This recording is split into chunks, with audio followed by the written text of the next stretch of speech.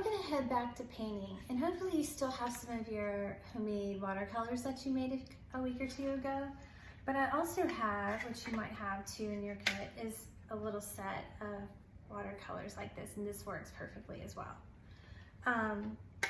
So I'm going to talk to you about two different kinds of paper, and I've already touched base on this, but there are two kinds of paper that you can use. Of course, there's watercolor, and I have this nice watercolor spiral bound book that works great.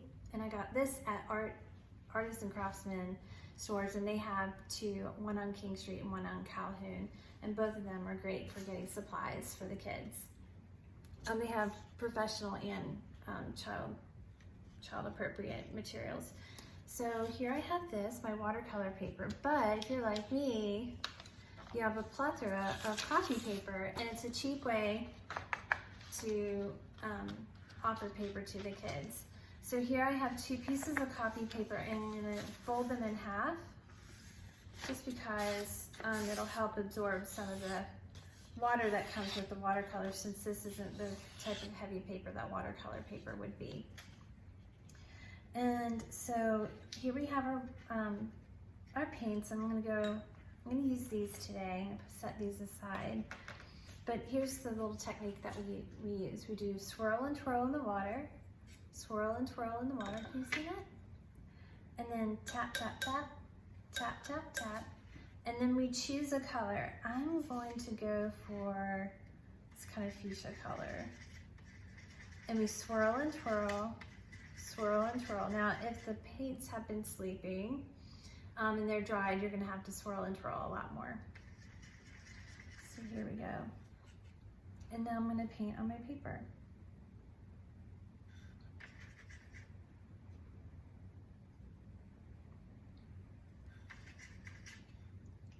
And just kind of making a big spot.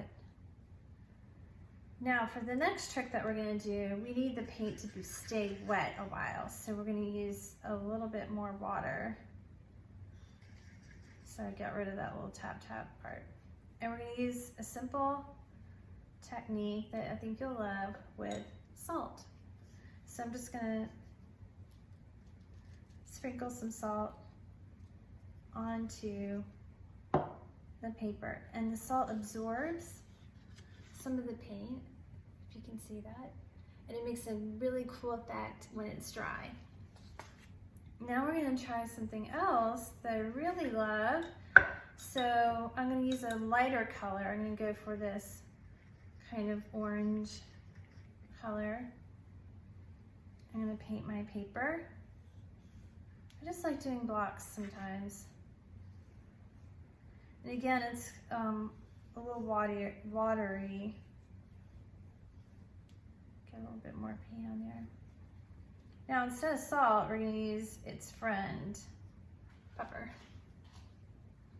So I have my pepper grinder right here. I'm just going to grind right over just a little bit. And it makes really cool freckles onto your paint. So I'm going to lift it up and top it a little bit. So that makes a cool effect too. And then our last one is crayon resist. And everybody has crayons. So what I did was I pulled out the yellow one and a white one. And when you're doing resist, you want the watercolor to go away from the crayon. So you're going to have to press down a good bit. And here, I'll show you one that's already dry. Right here and here. So I'm going to take the yellow crayon and work it into the paper. I'm going to press down hard, remember, because we want it to be bright. Okay, so I have the yellow down. And now we're going to work in some white. It's hard to see it, of course, because it's white on white. But when we get the paint, it'll reveal itself.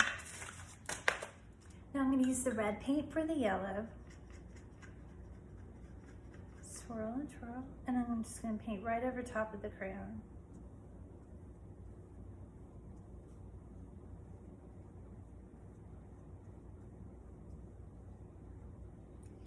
And I'm going to use the blue for the white.